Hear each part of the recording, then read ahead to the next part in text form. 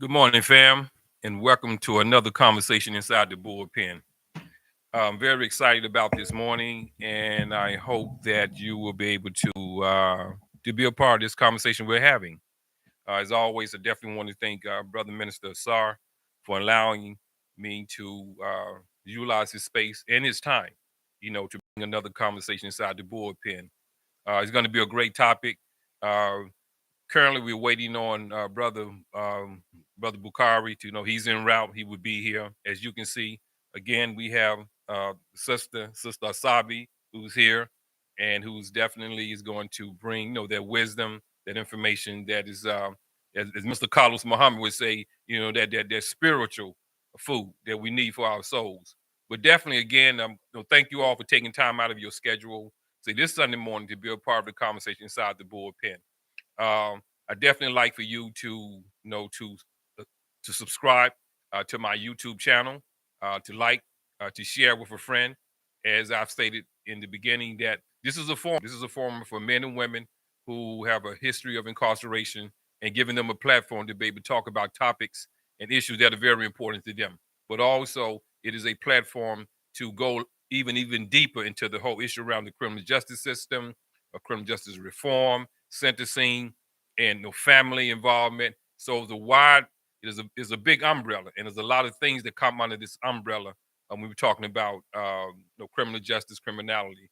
So, Sister Sabi, thank you as always for being here this morning. It's always a pleasure to have you on the bullpen and bring your perspective.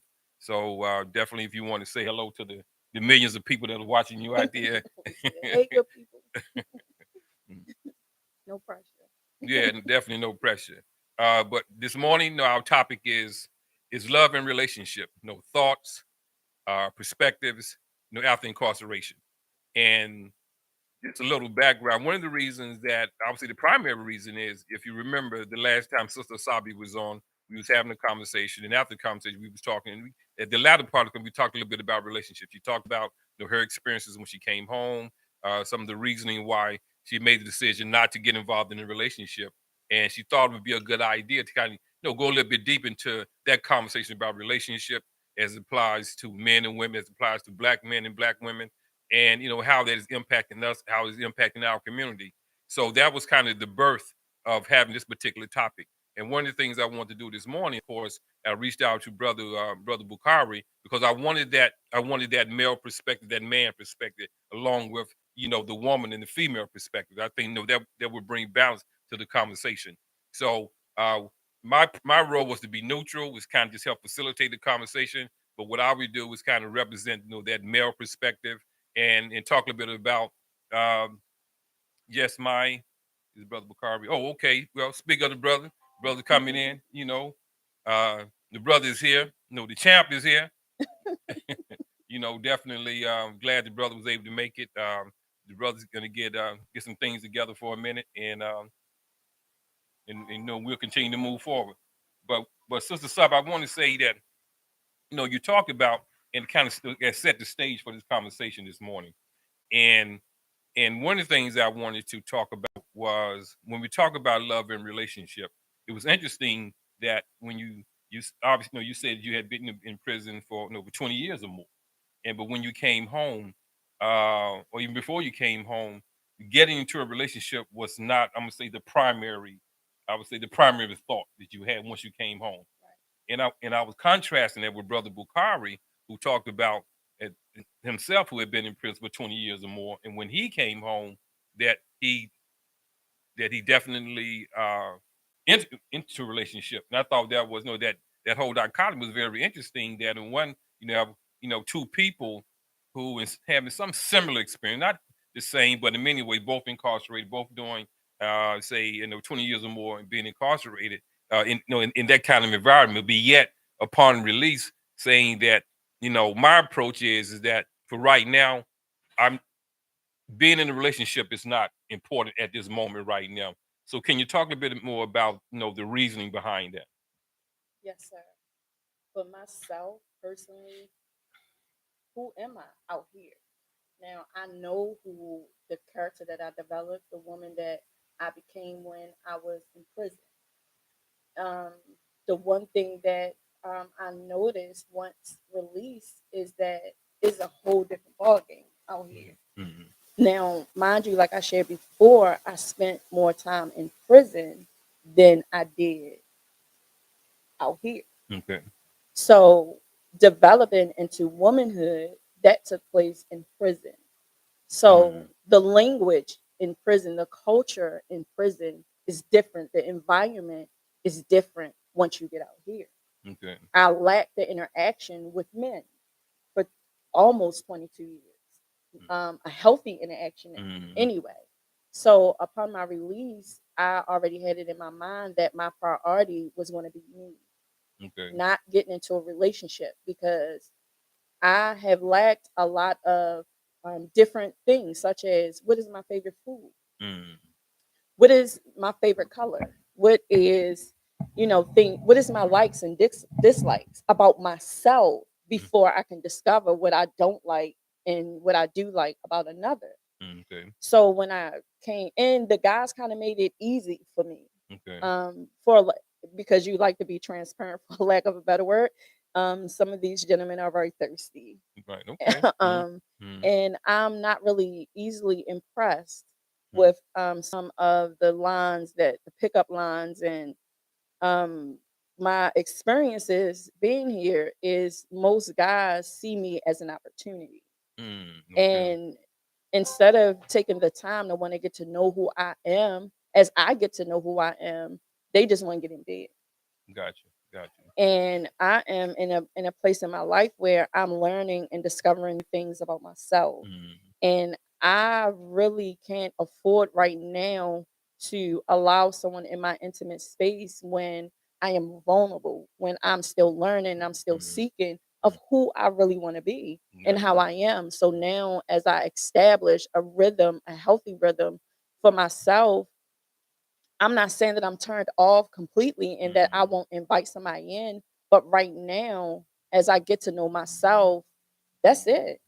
That's it. Now, if someone come along and they match that kind of energy and they are understanding of my process, then I'll welcome that. Okay. But right now, the guys out here are making it so much easier for me to be standoffish and kind Mm-hmm. of closed in because I value who I am as a woman. Mm-hmm. And if I value who I am as a woman, then that person must value who I am as a Mm-hmm. woman. Right. And for me, time and I don't know if my incarceration plays a big part in this, but I value time. Right. I value my time. Right. So that person has to value time. Mm-hmm. And you can't just show up for me, but show up for yourself. That Mm-hmm. speaks volumes to me. Right. That says a lot that if you will show up for yourself, you will show up for me. And it's not about my wants, but I require a lot right now. Mm, okay. And a lot that I'm doing, I have a great support system, but I'm doing it on my own. And I'm not, going. I'm not. I told you I'm a borderline feminist. Mm, no, that's okay. Mm, But I'm not gonna, bad. It's not all men. right. It's just the men so far that I have Mm, encountered since mm, I've been here. And when I do let them know that, I've been in prison, and mm, right now I don't. That's not the direction that I want to go in. mm, They see that as fresh meat, an mm, opportunity to mm, be the first one. right.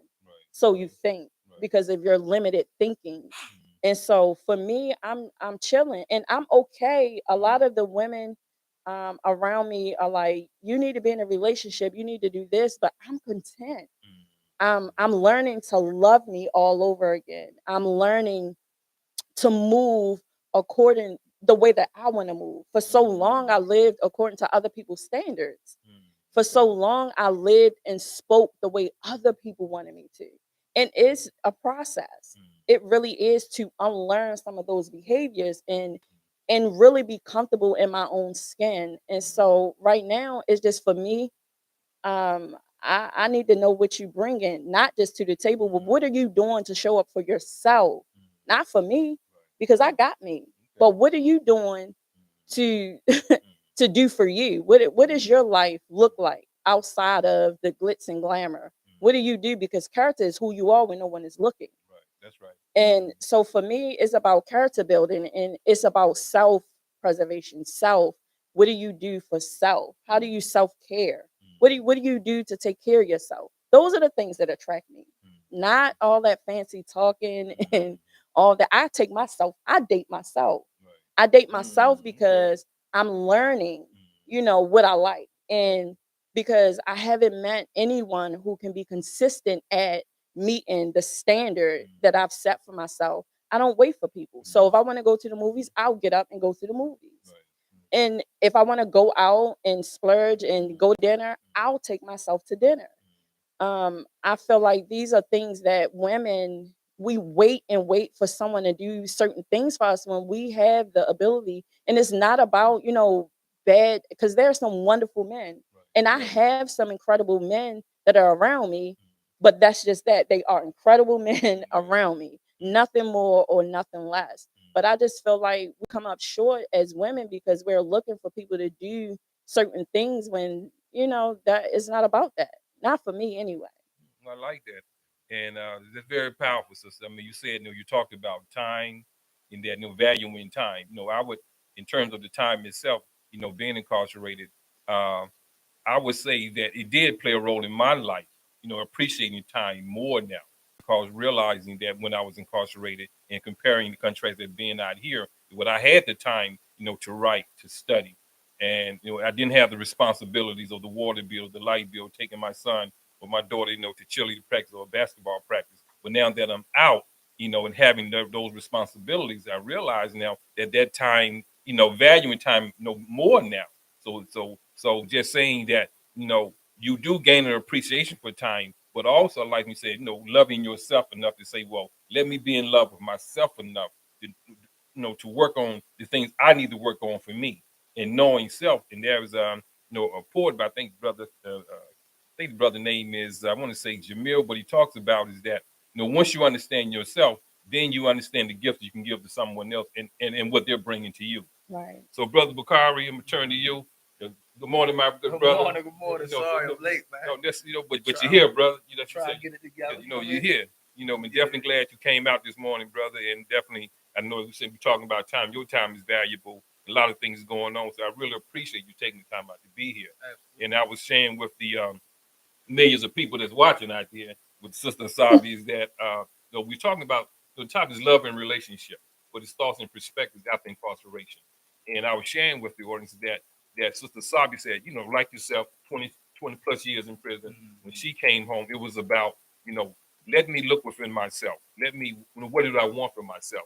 And at this stage, I'm not ready to enter into a relationship. And you had shared with the listeners in one of the other conversations we had that when you came home, you was in a relationship.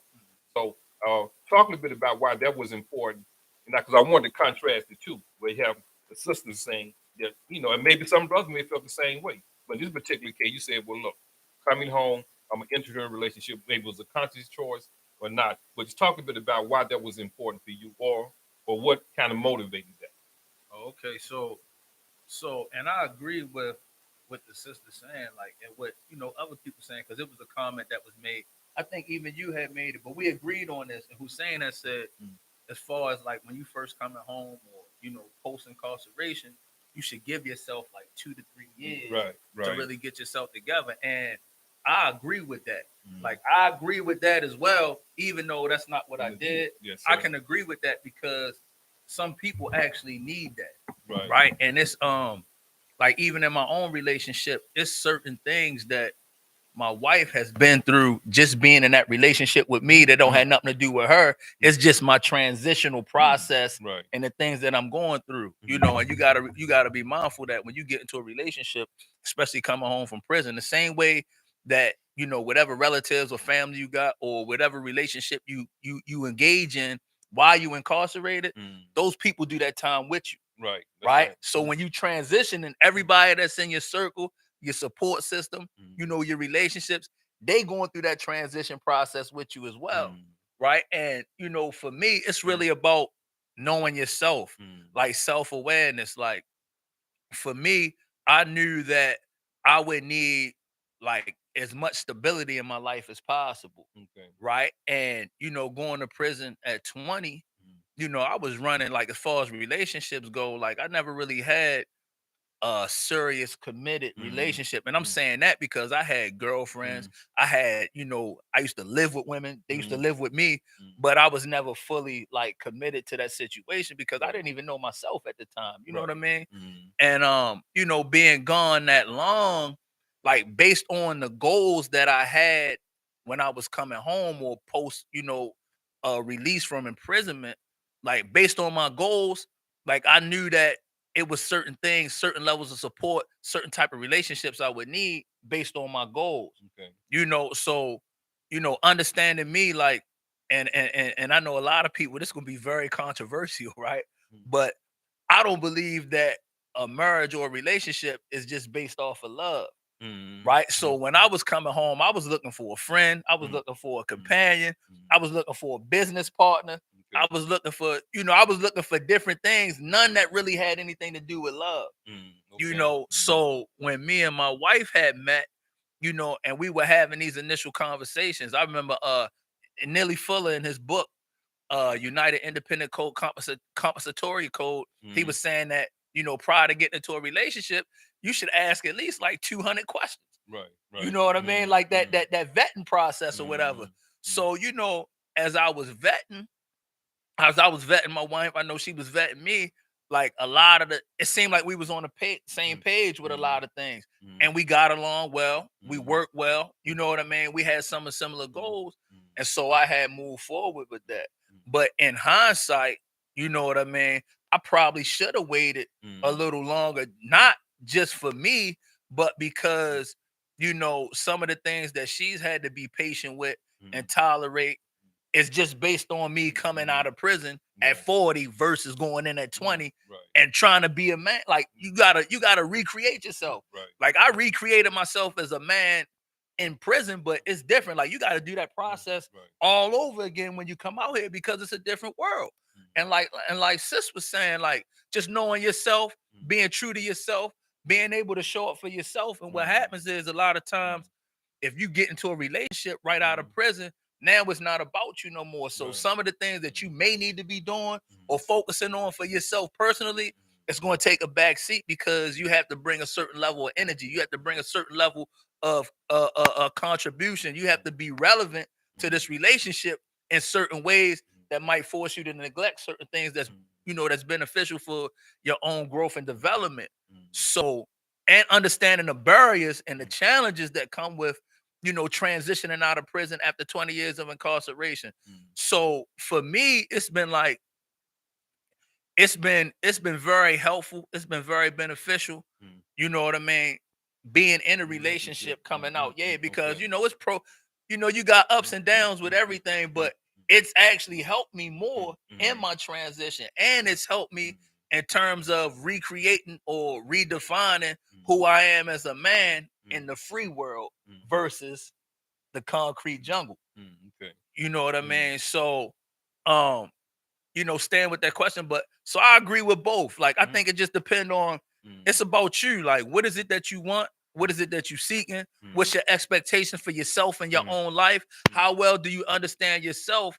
And then, complementarity is not about two people being, identical and getting along. And our complementarity is about two individuals that connect each other, that yoke each other in certain ways that bring balance in each other's lives. Like where I'm weak, she should be strong. Where she's strong, I might be weak, vice versa, but it balances out. So once you begin to understand yourself, it's really about, being able to connect yourself with somebody that balances you in certain dynamics or certain aspects. And then you got to work from there. Right. And it doesn't always work. But that doesn't necessarily mean that two people weren't meant, to come together, or like the relationship was a waste, or you should have waited on that. It's like anytime you come, like any marriage, right? And when I speak about a marriage, I speak about two people coming together in agreement to move forward together in certain ways, right? Any type of marriage, whether it's between men, because men get married when you become my man, and we lock in, like that's a form of marriage as well, right? And I can remember in the streets, you know what I'm saying, when I used to deal with, my connection stuff like that, used to be like, yeah, boy, what's up, man? We getting married or whatever. That was the terminology, meaning we locking in and we gonna figure this thing out or whatever. So it takes work And you know, just coming home from prison, it's about what work is more important to you. Do you need to work on yourself more right now, or you know what I'm saying? Are you in a position psychologically and emotionally to be able to engage in this relationship? And I know for me as a man, like even all the work I did on myself spiritually and mentally, I was still retarded emotionally in a lot of ways, you know, coming home. And for men, I believe that you really have to be emotionally well. You have to be emotionally stable and balanced before you jump into a relationship as a man, because you know you have to emotionally show up every day in order for a relationship to be healthy for real. And I want to jump in on that because I'm listening to what you're saying, and what I'm hearing you saying is that when you came home, that part of the focus was not only with support system but connecting with someone, and that has worked for you in some ways, even though that was struggle, that was challenges, but but being able to connect with someone has allowed you, I guess, maybe to grow and to mature in some ways. And when Sister Asabi, she talks about coming home, is that focusing on that, primarily working on myself. And so and so Sister Asabi, I wanted to kind of want you to talk a bit about from a woman perspective, and I want to think about this as well, but Bakari, is that even though we know that being incarcerated, it does obviously influence our behavior in some way because we've isolated, we've taken out a very natural environment. And so, but when you factor in relationships, but when you factor in relationships, how much of those dynamics change? And what I mean by that is that when I'm listening to the sister talk, she's encountering some of the same behavior from men that a sister say who haven't been incarcerated are encountering when she deals with with the men. And even though now you couple that with incarceration, being isolated from that social process, and coming home and encountering, say, that kind of male behavior, is there a, I don't want to use the word equal, but does the advantage favor the man being able to get in a relationship with the woman as it favors the woman?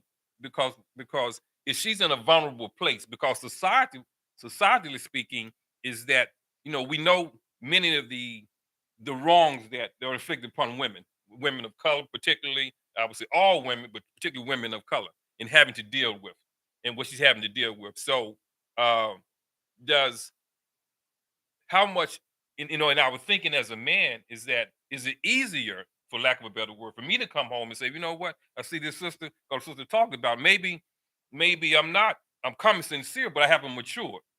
But yet, as a man, I engage a relationship with a woman. But as a sister coming home, that she have to be careful and screening, even though obviously want to be in a relationship, but having to be a little bit more methodical, if you will, the more careful, screen a little bit more before I enter, because just of the vulnerability of being a woman. But so hold on, let me interject real quick before we go into that, because me and sis had a conversation about this before, and what we was talking about, if you remember, so we was talking about how like a lot, like we were gone 20 years, right? So before I went to prison, like 9 times out of 10, like men were the aggressors or the initiators in a lot of male female interactions and relationships. But now, like I'm noticing, and we were both noticing, and we were having this conversation, like the roles kind of changed. Right. And I'm saying that because when I first got on work release and when I first came home, like the same issues that she going through as far as people, approaching her, thinking she fresh meat, having a hidden agenda. Like women think the same way. Like it's the same thing. Like, what, you just did 20 years? Boy, da-da-da-da. And they automatically think like you just trying to, you know what I mean, stick your pickle in them and stuff like that, to be raw, right? So it's the same. It ain't even a male and female thing no more, because the energy is so similar between men and women in this society, this over aggressive microwave society we live in. The energy is so similar. Men and female going to counter the same thing. Like I had women, like I was meeting women, they like, yeah, oh, you work, boom, boom. Like, that's cool. We can hang out. You ready to pay a bill? Like, pay a bill? Like, just because we hang out, I got to pay a bill in your house? Like, it's a hidden agenda. They see you and they see something else. So I'm just saying, like, it's the same. Like, Okay, it's really the same for men and So women when it comes to that. let me Go ahead, step sister. in. For me, Mm, and I can only speak from my own experience. I know what I see, mm, and I know some of the conversations that I've had. But for me, as a woman, I don't want to be a man. I don't want to be masculine. I don't want to be domineering. I want to be who I am. And as I discover who I am and meeting a guy, the first thing I want to know who you are when you're angry. okay. What do you look like when things don't go your way? Mm, Those are the type of conversations I want to have. mm, Who are you when you are under pressure? right. Who are you when I am in need Mm, emotionally? mm, Can you show up for me? These right. are the type of conversations that I want to have, not those superficial things. So yes, if I'm set apart, then let me be set apart. I embrace that. Mm, For me, I do as aggressive as I can come across. I came home like I can change my own tire. mm, I can mm, pump my own gas. I can do XYZ. I had mm, this long list. But as discovering who I am, I want you to open the door for me. mm, Why? Because we living in a cruel world. I feel like I should step in a vehicle before you. mm, Why? okay. Because of the character that you portray. You want to be a man, you want the dominant role, then be dominant. Mm, Then handle me like you value me because that mm, which is important to you, you take care of. right. That's And right. so for me, Mm, those are the qualities and the type of conversations I want to have. mm, We are living in a superficial society where Mm-hmm. everybody wants what is quick.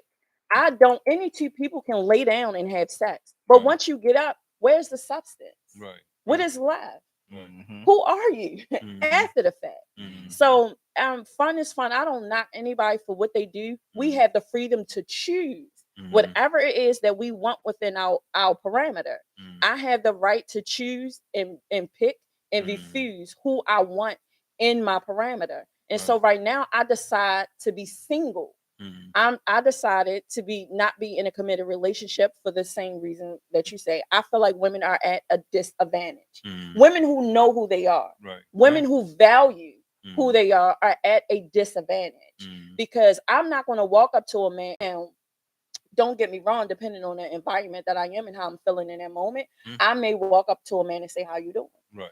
But the reserve me, the shy me, no, I'm not. Mm-hmm.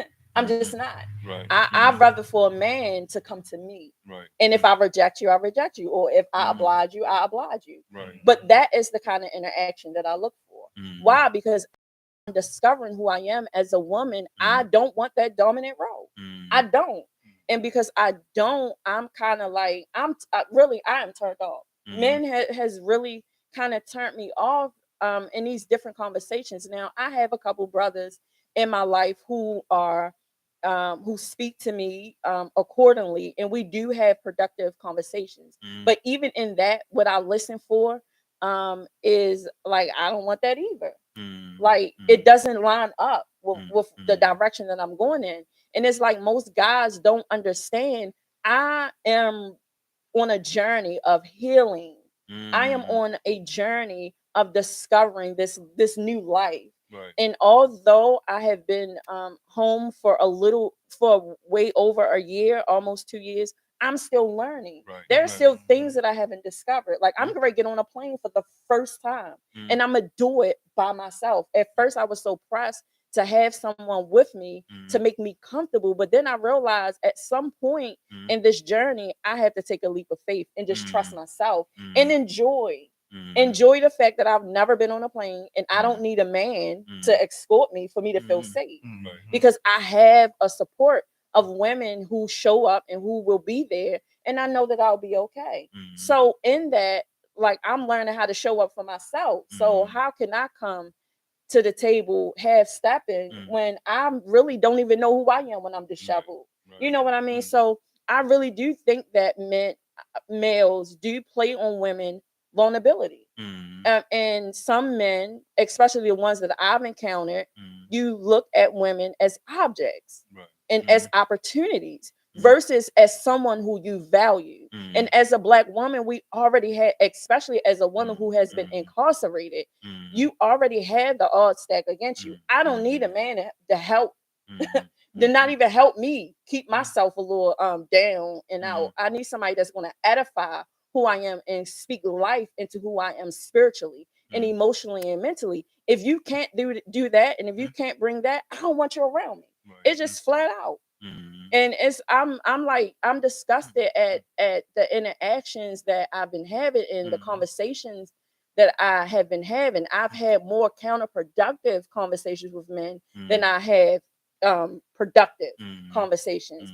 Most of the men that I know are married. I encounter a man and we'll have a conversation, and then later on down the line, I'll find out he's married. I don't want you.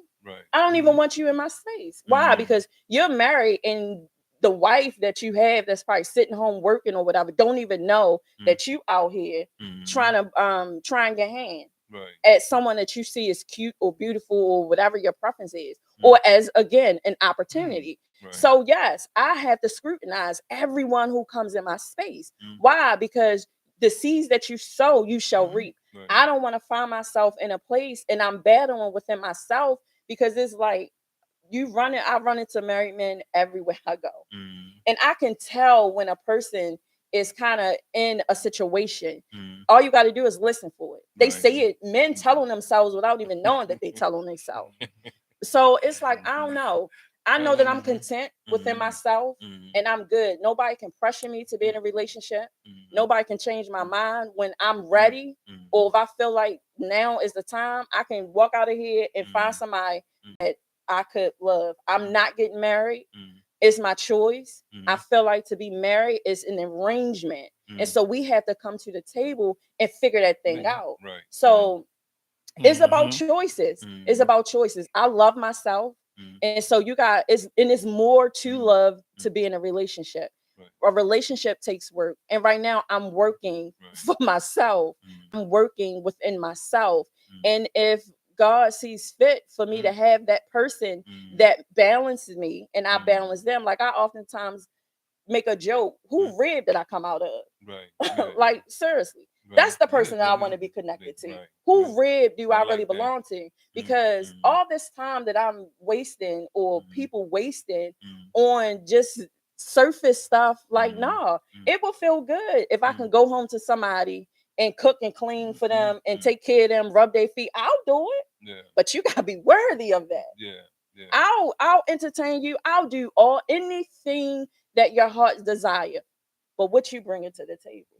But see, it's the same, like, for men and women, like, just period. When you dealing with relationships, you gotta scrutinize though. Like, you gotta scrutinize, not even just on on like a love relationship tip, like even your circle, even your friends. You gotta scrutinize. Relationships, intimate relationships. I'm dealing with all that though. You know what I'm saying? So I'm saying, like, you gotta be critical. You gotta scrutinize, especially in a relationship because of the space. But it's the same. Listen, it's the same thing. Like, as a man and talking to other good men, it's hard to be a good man out here. You got a lot of good brothers that get taken advantage of. You got a lot of good brothers. They see a good brother. He got his own. He clean. He doing his thing. And a lot of women look at how they can benefit off of this brother. You know what I'm saying? And a lot of good brothers that I know and I've talked to, like, they've been through that. You know what I'm saying? So I think women always, like historically, women have always been a little more vulnerable in society. You know what I mean? And then when you look at, but why is that? I think it's the nature though, because like one thing I still respect, even though I understand society is going in its own direction right now. You know, we don't really pay attention to that. But one thing I do respect is that the way men and women are spiritually, mentally, and emotionally designed, they designed to be more vulnerable. It's in their design, vulnerable in the ways that men might be strong. Like, I still believe in gender roles, right? I still believe, like, why would you have your woman, not saying that women can't, because women, you know, can do anything that a man can do, but why would you want your woman climbing up a ladder, putting roofing on your house? You know what I'm saying? Like, why would you want your woman doing hard physical labor and at the same time bearing your children? Like, you understand what I'm saying? So I still believe I still believe in gender roles. I still believe that, like the sister was saying, it's certain things that a man should do, like she would look for a man to do. I still believe in that. I think that's still relevant. And that's when I say vulnerable, I say vulnerable in that sense, where as though it's certain areas that men are supposed to step in and take care of women, watch over women, provide, protect, so forth. And I believe that there's certain areas that women are supposed to step in, nurture, protect, and then wait. You know what I'm saying? Like I still believe in that. Okay, so no, and I want to talk a bit about that if I can jump in right there, because I like what you said in terms about being vulnerability. When I think about being vulnerable, I'm gonna frame it within a won't get too technical, but doing a research study. Now, one of the things they say in research is that they being the those that who define when a research study can be done, they look at children being vulnerable. They can't defend themselves. They call them a vulnerable population because as an adult, obviously we can take advantage of a child. They look at maybe someone who has a mental illness, a vulnerable person, because maybe they're in a situation they can't think for themselves. And they say women in a vulnerable. I'm not really classify women as a vulnerable population. I haven't seen that, but when I take it outside of research, that in the ideal world, if we were doing what we're supposed to do, because I'm listening to the sister talk about what her experience has been as a woman. I'm listening to you talk as a brother, and how what your experience has been. Where I see the difference is that as men, because I do agree that we have roles that we play in society. This is why we have male, female, man, and woman. No, they're complementary roles. So I think there are primary roles that we have. I think men are the protectors of the environment. I think men are the protectors, of the family. I think women obviously are the nurturers. Now, men can be nurturing, women can be protectors, but it's not their primary role. So we do have primary roles. But when we think about the world that man has created, that we know that women are raped, women are physically abused, women are left to raise the children for themselves, women make less money than men, women are have been castigated in a way that did not have the same rights as men. So when I can speak as a woman, but on the outside looking in, when someone grows up in that environment, that where many of these, I'm gonna say the opportunities or being able to express themselves in a very natural way, in a very way that's protected, haven't always been there for the woman. So maybe so now she's a little bit more protected. I bring up to say that so as a man, if I see a sister, I come home, I ain't gotta become just say it's a regular guy, I see a sister, off the top say maybe I just want to have sex with her. And we know through having sex, we're not protecting sex. Someone can see the child, but I get up and walk. And now she carries the child. She has to bring. She has to raise the child by herself.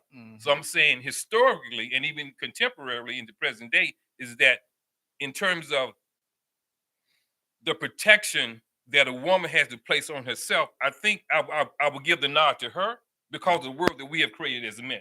Is that we can walk. We can walk through the world like you say and do what we do in relating to women, in relating to females, in relating to girls, and walk away from it. Whereas the woman is left for the most part in trying to put herself together along with the family that has been created by the man.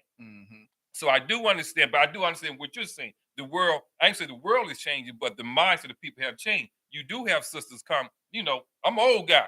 I'm 64 years old. Yeah. A sister pull up on me, at the same time.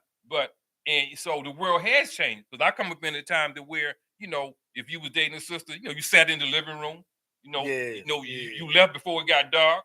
You wasn't no going in no bedroom, wasn't no the father they ask you a question, who are you? But now it's different. So it changes countries where you can go over sister house, some sisters, and when the young kids go into other bedrooms and all of that. So the mindset has changed. And when I speak about change, Barbara, I'm talking about society intentionally, right? Society intentionally changes the lens of the people for a reason, right? So when I say I still believe in gender roles, because society is moving towards this concept of a genderless society, right? Yeah. And with that right there, politically, that definitely puts women at a disadvantage. That's why I'm saying I still believe in gender roles, regardless of where society's going at, because once you start promoting this genderless society, once you start promoting that men and women are exactly the same, even in makeup, right? Now what happens is the disadvantages and the challenges that women do have that are unique to women, people don't pay attention to that no more. They start to become desensitized to it because now we're all like we living in this genderless society. So those type of things that you're talking about, they definitely not relevant or important no more because it's like we like one human being in a sense, if that makes sense. No, it does. And that's dangerous. So we got to be mindful of how society is moving so that we don't become indoctrinated and brainwashed to see things the way that they're moving in that direction. And then it starts to destroy or further break down, the things that keep us united, strong, you know what I'm saying, and nurtured. And obviously, Asabi can speak for itself, obviously. But one of the things that, and I like, can talk a bit more about. One of the things I heard her say was this right here: is that one, I'm not trying to be a man. I love being a woman, but also I love myself enough to take care of myself. I'm in a healing place right now. I love myself to know that, okay, there's some things I need to work on within myself. I like for the man to take on the man role. I like for the man, to be, to be who he is, but not at the expense of my health, of my well-being, or my, my psychological makeup. And I'm saying you're saying, I'm saying this is what I'm hearing her say. Absolutely. And what I'm hearing you say is that because what society though, you have those I call the social architects who are trying to take society in a different direction. And now I said I didn't want to interject, my part, but in terms of nature, I think we're gonna stay within our nature as men and women. I think a woman's always going to be a man's always going to be a man, in their natural inclinations. Now, mentally, we can say we can do other things. We can try other things. But I think that, the balance is always going to be. I think that Sister Asabi represent, I would say a large body of women who are saying, well, look, I want something different for myself, but I also want something different for the brother. When he approached me, because I go back to is that the playing field is not fair. As much as we want, it's not fair. It's not fair for women in general, and equally, it's not fair for Black women. And Malcolm X said the most hated one is the Black woman, and we see that there are so many areas of her life is dominated by, I'm gonna say, by white men, and then you have the Black men. So I definitely understand as you as well, what Sister's saying. Say, well, look, in protecting myself, there are things that I have to do. And the sister, again, has a standard, and to say, well, look, if you're going to approach me, this is the man that I'm looking for. And so that leads me to talking about, her love language, is that she has a love language that she's developing. She may call it something different. I don't know. I can ask her. But you're on point. But it's the love language that she has, that she's created. Say, well, this is my love language, as well as men have a love language. And I'm saying by the nature that as men, I think sometimes we can intersect in those love languages, male and female, but I think we do have distinct love languages. And I'm saying I'm gonna come to the sister, then I'm gonna come to you. So when you talk about your love language, what does that look like for you? Your love language? It's healthy communication. Okay. I like words. Healthy communication. I enjoy communicating, and I come from the opposite, where I am reserved. I internalize my feelings, and I don't share. So coming from that place, and as a woman, I communicate. I'm not overbearing. I am not one of the ones that will force a person to talk, but I will create an environment of peace that will make you comfortable enough to talk. It's your choice to communicate. But that is my love language. Of course, we say that your behavior follows the things that you say. But when you communicate, now whatever you say out of your mouth, now I have to hold you accountable. Right. And so that's why communication is important to me, because you can talk all day long, but when you really sit down, I listen for what people don't say. You can sound profound, you can sound like Dr. King, but I'm listening for what you're not saying, because what you're not saying is the truth. Right. And so for me, I do my best, even with the people that, and for men and women, and you don't have to have been physically in prison, but psychologically, because I deal with a lot of people. I interact with a lot of different people. And so as a woman, because I want to put out what I want for myself. And so I create environments that are conducive for healing because that's who I am. And if that's who I am, then that is what that's what we're gonna have, because that's what I'm a present, and I'm consistent. Even when I am upset, I will find the time, and this can be a little unhealthy, but even when I'm upset, I still do my best to create an environment for other people. And sometimes it's not fair to myself because I give and I give and I give, but it's not being reciprocated. And it's not that I give and look for it, but in your interactions, in your relationships, it has to balance out. And I mean balance, not 50-50. I do not do 50-50, because if I bring 40, what are you saying? I'm not good enough? So I'm looking for your best, because your best, no matter what state you in, is always good enough. And I believe in these relationships, the interaction between men and women, we are in competition. But I'm not competing with no one. I'm not in competition with no one. I don't want to make more money than you. In fact, I don't care how much money you have. What are you doing to show up for me? Because at the end of the day, I'm going to provide. I'm going to make sure my family, my friends, I don't want or need for anything. That's why I said people can't just come to me sideways. How do you show up? And it's so disheartening. It really is, because most of these conversations that I'm having with guys is the same thing. It's only a handful of brothers that I've met and had conversations with where I can relax. But I don't see them in that manner. Like I don't feel like I want to be intimately involved with these brothers.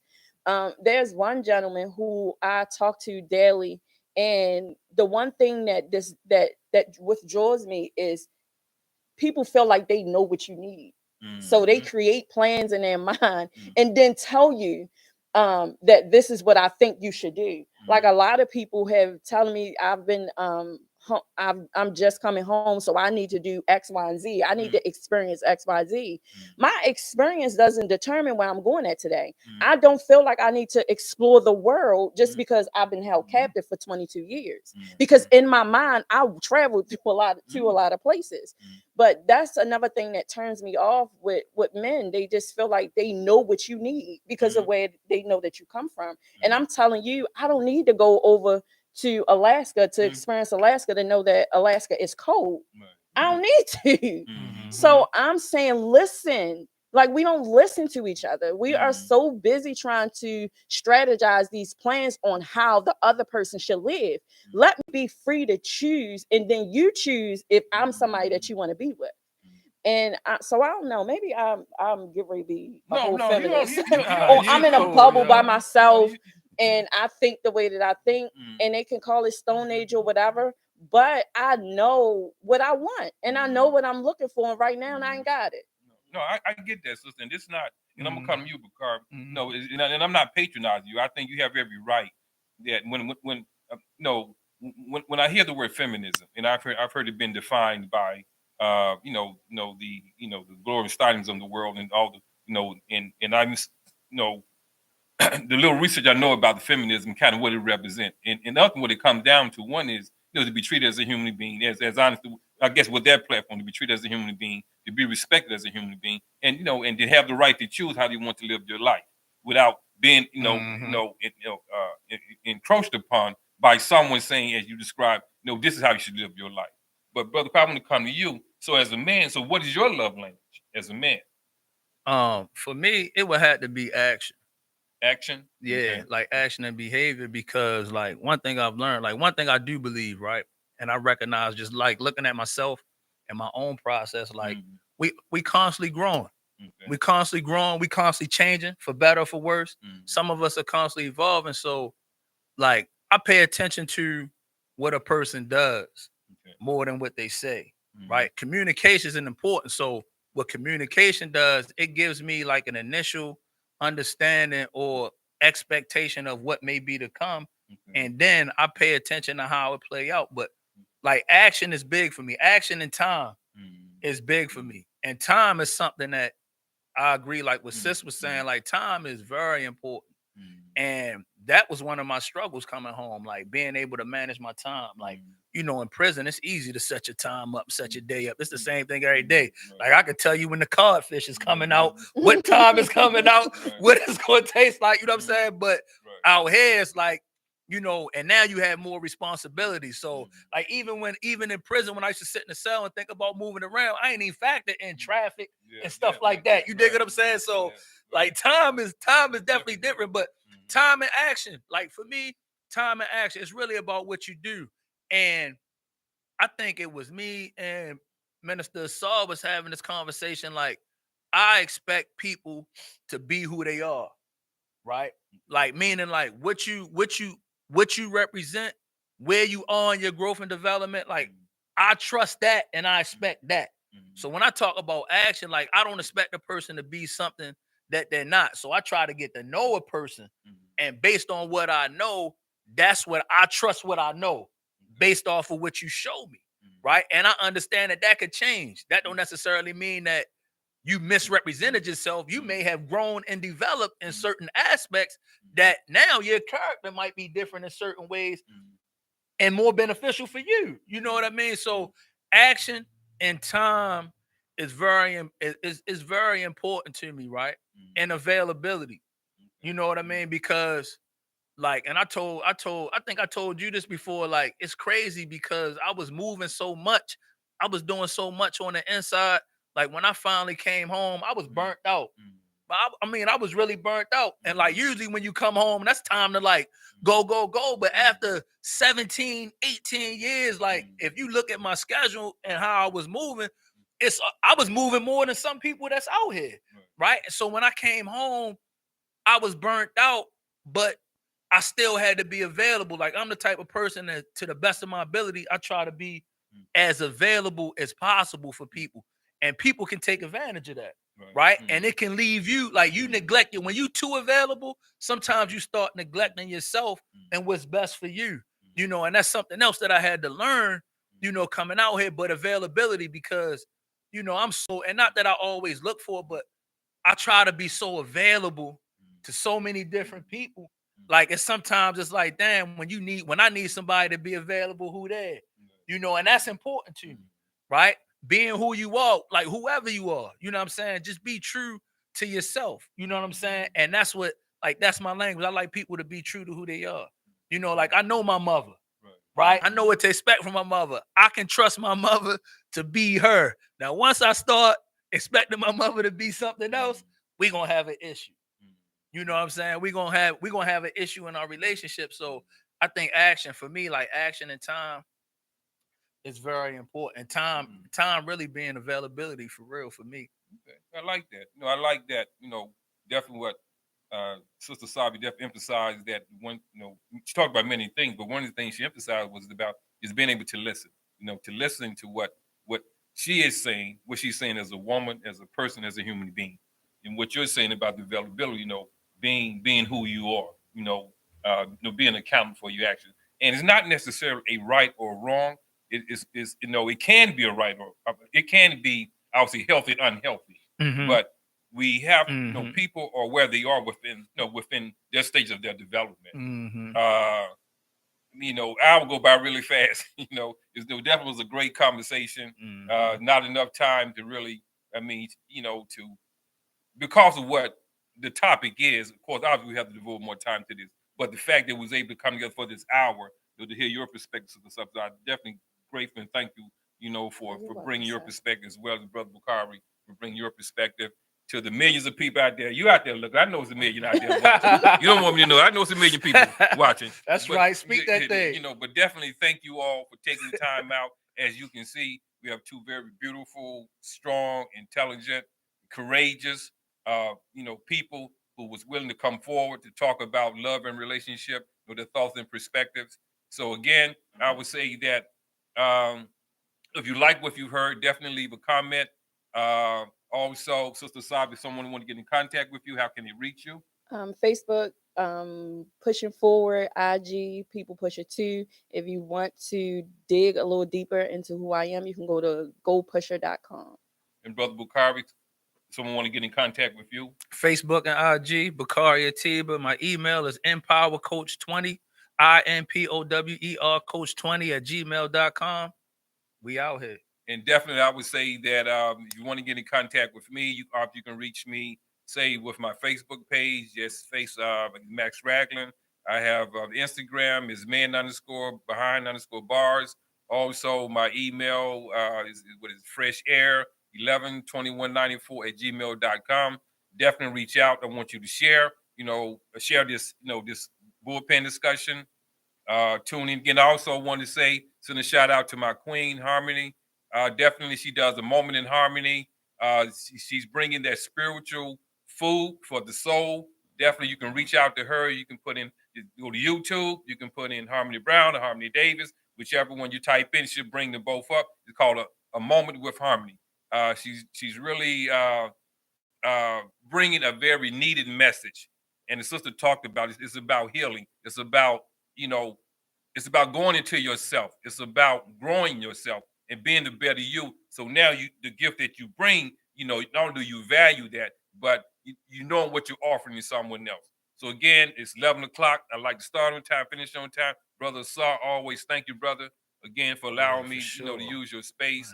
Until next time, we want to continue to bring this conversation. The bullpen is a forum for men and women who've been encouraged, to give their perspective, but also to go beyond that. It's a healing place. So thank you. Be safe out there. Be careful. Hope you have a great week. We out. Peace. Peace. Thank you. Did your thing. I like that. Man.